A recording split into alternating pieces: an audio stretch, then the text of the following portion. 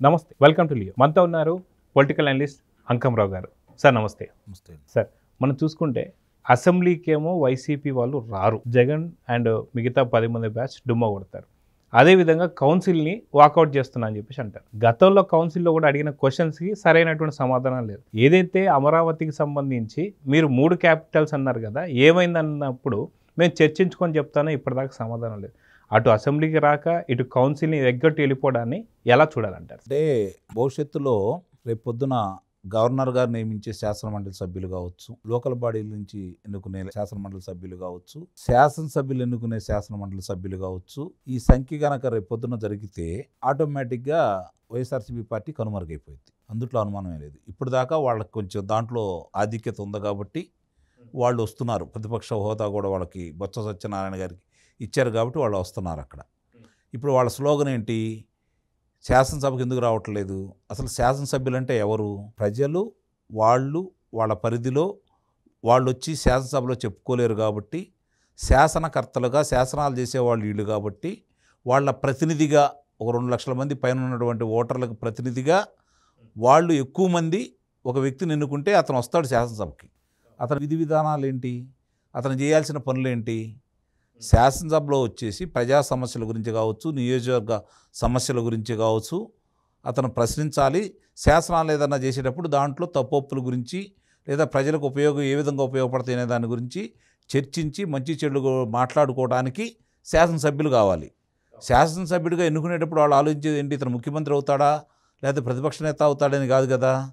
ముందుగా శాసనసభ్యుడిగా గెలిపించుకుంటారు. ఆ తర్వాత సంఖ్యాబలం ఉంటే ఎవరికి రావాల్సిన పదవులు వాళ్ళకి వస్తాయి. అంతే తప్ప మేము శాసనసభకు రాము, మా ప్రతిపక్ష నేత హోదా ఇస్తే తప్ప శాసనసభకు రాము అని మొండికేసుకొని కూర్చున్నారు కదా వాళ్ళు. న్యాయస్థానానికి కూడా వెళ్ళారు కదా. ఇంకా న్యాయస్థానానికి వెళ్ళిన తర్వాత న్యాయస్థానం తీర్పు వచ్చేంతవరకు గోపిక పట్టాలి కదా. ఈలోపు ప్రజా సమస్యలు ఏమి లేవా?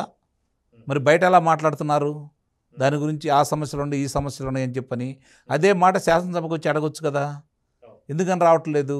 కారణం ఏంటంటే గత ప్రభుత్వ హయాంలో వాళ్ళు చేసినటువంటి కుంభకోణాలన్నీ కూడా ఒక్కోటి వెలుగు చూస్తున్నాయి కాబట్టి, దాని మీద విచారణ జరుగుతుంది కాబట్టి, దోషులు అనుకున్న వాళ్ళని ఈరోజు కారాగారంలో కూర్చోబెడుతున్నారు కాబట్టి, న్యాయస్థానం చుట్టూ తిరుగుతున్నా కూడా వాళ్ళకి వెలుసుబాటు రావట్లేదు కాబట్టి, మళ్ళీ వాళ్ళు ఏదన్నా ప్రశ్న అడిగితే సమాధానం చెప్పే సత్తా కానీ వివరణ కానీ వాళ్ళ దగ్గర లేదు కాబట్టి శాసనసభకు రావాలని కోరుకోవట్లేదు. ఇక్కడ ఇంకొక అంశం ఏంటంటే రేపు పొద్దున శాసనసభకు కనుక 60 రోజులు రాకపోతే వాళ్ళు డిస్క్వాలిఫై అవుతారని చెప్పని అందరూ చెప్తున్నారు. వాస్తవంగా కూడా అది వాస్తవం కూడా. మరి ఈ పరిస్థితిలో వాళ్ళు రాకపోతే శాసనసభ సభ్యత్వం రద్దయిపోతుంది కదా. 60 రోజులు వరుస క్రమంలో కనుక రాకపోతే, నాకు తెలిసి ఆ పరిస్థితులే ఉత్పన్నమైతే 60వ రోజో 59వ రోజో 58వ రోజో వచ్చి సంతకాలు పెట్టి శాసనసభలో ముఖం చూపించి వెళ్ళిపోతారని అయితే నేను భావిస్తున్నాను. ఎందుకంటే వాళ్ళ శాసనసభకు సంబంధించి రాని సందర్భంగా రద్దు చేయించుకోవాలనే కోరిక అయితే వాళ్ళకి లేదు. గమనించుకోండి. ఇప్పుడు ఒకవేళ ఆయన అన్నా కూడా 9 మంది దాకా లేదు మేము శాసనసభకు వెళ్తామని చెప్పి మొరాయిస్తున్నారని సంగతి తెలుస్తూ ఉంది. ఆ విధంగా జరిగితే ఇప్పటికే జగన్మోహన్ రెడ్డి పులివెందల్లో డిపాజిట్ కోల్పోయి వాళ్ళ పరువు ప్రతిష్టలు పోయినాయి కాబట్టి పార్టీ, ఇదే జరిగితే ఆయన ఏం చేయాలో కూడా అర్థం కాని పరిస్థితి. కాబట్టి నాకు తెలిసినంత వరకు అతనే ముందు వస్తాడు అనుకుంటున్నా శాసనసభకి. ఎందుకంటే అతని సభ్యత్వాన్ని రద్దు చేయించుకునేంత ధైర్యం అతనికి ఉంటుందని అయితే నేను భావించను. అదే మొన్న మధ్యనే పులివెందుల జెడ్పీటీసీ కూడా కోల్పోయేసరికి ఆ భయం అయితే ఒకటి ఉండదు సార్. ఇప్పుడు చూస్తూ ఉంటే ఇక్కడ మనకు తెలిసినంత వరకు శాసన మండలిలో వాళ్ళకు సంబంధించినంత వరకు వాళ్ళు కొన్ని ప్రశ్నలు వేస్తున్నారు. ప్రభుత్వం వివరణ ఇస్తూ ఉంది. ప్రభుత్వం తరపు నుంచి ఏదన్నా అడిగితే గతంలో జరిగిన దానికి వివరణ ఇచ్చుకోలేక వాళ్ళు ఇబ్బంది పడిపోతూ ఉన్నారు. ఇదైతే స్పష్టంగా చూస్తున్నాం మనం. ఇప్పుడు శాసనసభగా రారు, శాసన మండలి నుంచే మీరు అన్నట్టు వాకౌట్ చేసి వెళ్ళిపోతూ ఉంటారు. వాళ్ళు దేనికి శాసనమండలి సభ్యులు అయ్యారు, శాసనసభ్యులు అయ్యారు అంటే రేపొద్దున ఒకవేళ వాళ్ళు ఎన్నికలకు వెళ్దాం అనుకుందాం కాసేపు, శాసనసభ్యత్వం రద్దయిపోతే ఎన్నికలకు వెళ్దామని భావిస్తారు కదా. ఇదే 11 మంది శాసనసభ్యులు మళ్ళీ ఎన్నికలకు వెళ్ళారనుకోండి, ప్రజలు ఏమని అడుగుతారు? మీకు ఎందుకు శాసనసభ సభ్యత్వం రద్దయింది? ఏమని చెప్తారు వీళ్ళు? మా నాయకుడికి ప్రతిపక్ష నేతగా ప్రతిపక్ష హోదా ఇవ్వలేదన్న ఉద్దేశంతో మేము శాసనసభకి వెళ్ళనందువల్ల మా సభ్యత్వం రద్దయిందని చెప్పాలి. అంతే కదా, వేరే కారణాలు అయితే లేదు కదా. ప్రజా సమస్యల మీద ఇంకో దాని గురించో మేము రాజీనామా చేసామంటే ప్రజలు ఆమోదిస్తారు. ఎందుకంటే వాళ్ళ కోసం వీళ్ళు రాజీనామా చేశారు కాబట్టి అని చెప్పని.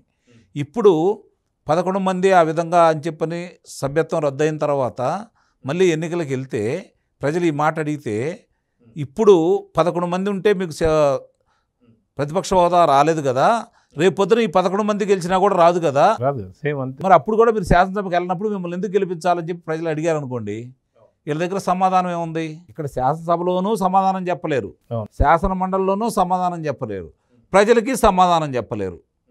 నిజంగా ప్రజా సమస్యలు ఏమి లేవా? ఉన్నాయి. వాటి గురించి గలమెత్తాల్సింది ఎక్కడ? రికార్డుల్లో ఉండేది ఎక్కడ? శాసన మండలిలో. కాబట్టి దాని గురించి పట్టించుకోకుండా వీళ్ళు ఏ కాడికి ఒకే వంక, అంటే జగన్మోహన్ రెడ్డి అతనికి ప్రతిపక్ష నేత హోదా ఇవ్వకపోతే రాను అని మొండిపట్టు వేసుకొని కూర్చున్నాడు కాబట్టి అతని కోసం వీళ్ళ జీవితాలు కూడా బలి చేయడానికి వీళ్ళు సిద్ధంగా ఉన్నారు. ఎంతమంది ఉంటారనేది ఈ 60 రోజుల లోపు వరుసన వెళ్ళకపోతే వాళ్ళకి ఆటోమేటిక్గా డిస్క్వాలిఫై అవుతారని చెప్పి చెబుతున్నారు.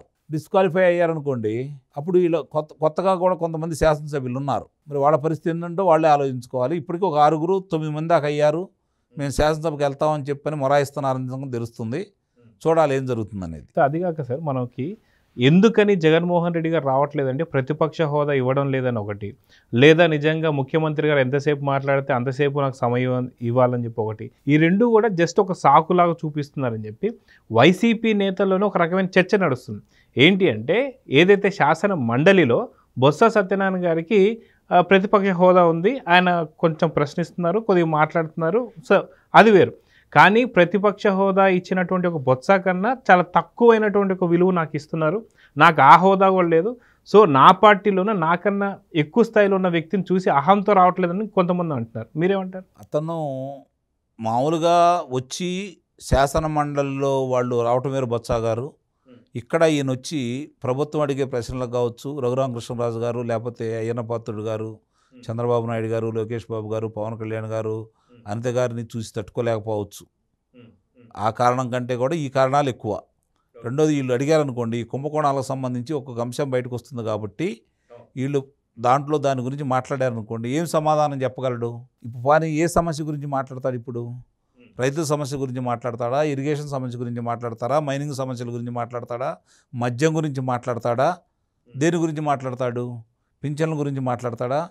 అతనికంటే అధికంగా ఇచ్చారు, ఎక్కువ మందికి ఇస్తున్నారు. అతను అమ్మఒడి అన్నాడు, వీళ్ళు తల్లికి వందనం అని చెప్పని ఈరోజు ఎంతమంది పిల్లలు ఉంటే అంతమందికి ఇస్తున్నారు. అలాగే గ్యాస్ సిలిండర్లు 3 ఇస్తున్నారు, ఉచిత బస్సు ఏర్పాటు చేశారు. మరి ఇంకా ఏం మాట్లాడతాడు ఇతను? కానీ మిగిలిన ఏదన్నా ఉంటే నిజంగానే వచ్చి అడగొచ్చు కదా. ఒకసారి అడిగారు అనుకోండి, మీరు మిమ్మల్ని మాట్లాడలేదనుకోండి, ప్రజలు గమనిస్తారు కదా, మీ గొంతు నొక్కుతున్నారని భావిస్తారు కదా. అప్పుడు ప్రజలు మా గొంతుకు వినిపించాలని వాళ్ళు ప్రయత్నం చేస్తుంటే ఆ గొంతుకు మీరు మూపిస్తున్నారు కాబట్టి మీరు చేసేది తప్పని చెప్పని ప్రభుత్వం గురించి ప్రశ్నిస్తారు కదా వాళ్ళు. ఆ అవకాశం కూడా వీళ్ళకు ఉంది కదా, మరి ఎందుకు తీసుకోవట్లేదు? ఇవన్నీ కూడా కళ్ళ ముందు కనపడుతున్నాయి. అతను చెప్పింది వీళ్ళు వినాలి తప్ప వీళ్ళు అతనికి సలహా ఇచ్చే ధైర్యం కానీ సలహా ఇచ్చేవాళ్ళు ఉండాలని అయితే నేనైతే భావించట్లేదు. సార్, ఇక్కడ ఇంకొక చిన్న డౌట్ సార్. ఉన్నది 11 మంది వైసీపీలో ఎమ్మెల్యేలు. ఫర్ ఎగ్జాంపుల్, ఈ 11 మందిలో మీరు ఇందాక అన్నట్టుగా 9 మంది రావాలని చెప్పి చాలా ప్రయత్నిస్తున్నారు, ఇద్దరు రావట్లేదు. అది జగన్మోహన్ రెడ్డి గారు కావచ్చు, పెద్దిరెడ్డి రామచంద్ర రెడ్డి కావచ్చు, వీళ్ళిద్దరు రావట్లేదు అని చెప్పి. ఫర్ ఎగ్జాంపుల్, ఈ 9 మంది వస్తే వీళ్ళకి 60 రోజులకు సంబంధించి ఏదైతే ఉన్న ఒకటైతే ఉందో అది పూర్తిగా రద్దు అవుతుంది, వీళ్ళు కంటిన్యూ కావచ్చు. ఒకవేళ వీళ్ళిద్దరు రాకపోతే ఆ 2 స్థానాల్లో బై ఎలక్షన్స్ వచ్చే అవకాశాలు ఉన్నాయంటారా? నిస్సందేహంగా ఉంటాయి, అందులో ఎలాంటి సందేహం కూడా ఏం లేదు. అంటే ఒకటే పార్టీ కాబట్టి ఆయనకి హెల్త్ బాగాలేదనో అట్లా చెప్పడానికి ఏం లేదు. ఇప్పుడు 60 రోజులు వరుస క్రమంలో కనుక రాలేదనుకోండి, ఆటోమేటిక్గా సభ్యత్వం రద్దయిపోయింది. శాసనమండలి కార్యదర్శి ద్వారా ఎన్నికల కమిషన్కి ఈ 2 స్థానాలు ఖాళీగా అయినాయి అని చెప్పని వాళ్ళు ఇంటిమేషన్ ఇస్తారు. దానికి ఆ సెక్షన్ ప్రకారం ఏదైతే ఉందో రాజ్యాంగంలో దాని ప్రకారమే వాళ్ళ శాసనసభ సభ్యత్వం రద్దయిపోయింది. కాబట్టి అప్పుడు ఉప ఎన్నికలు వస్తాయి ఆ 2 నియోజకవర్గాలకి. నాకు తెలిసి వాళ్ళు వస్తారని అయితే నేను భావిస్తున్నాను. ఎందుకంటే వాళ్ళు వస్తారు, దండం పెడతారు, సంతకం పెడతారు, వెళ్ళిపోతారు. మళ్ళీ ఒక 60 రోజులు ఇబ్బంది ఉండదు కదా. మళ్ళీ ఒక 58 రోజు, 59 రోజు, 60 రోజు మళ్ళీ వస్తారు, సంతకం పెడతారు, వెళ్ళిపోతారు. అప్పటికి వాళ్ళకి కనుక ప్రజాబలం బాగుంది అనుకుంటే అప్పుడు ఎన్నికలకు వెళ్తారు. అప్పటి వరకు వాళ్ళు ఇలాంటి నాటకాలు ఆడతారని అయితే నేను భావిస్తున్నాను. సో చూద్దాం సార్, ఖచ్చితంగా అటు మండలిలో కావచ్చు, ఇటు శాసనసభలో కావచ్చు, రెండిట్లో వైసీపీ అనేది కనపడటం లేదు కాబట్టి నిజంగా పార్టీ ఉంటుందా ఓడుతుందా అనేటువంటి చర్చ అయితే నడుస్తుంది. సో చూద్దాం జరగబోతుందో. నమస్తే. Please subscribe to Leo news for more videos.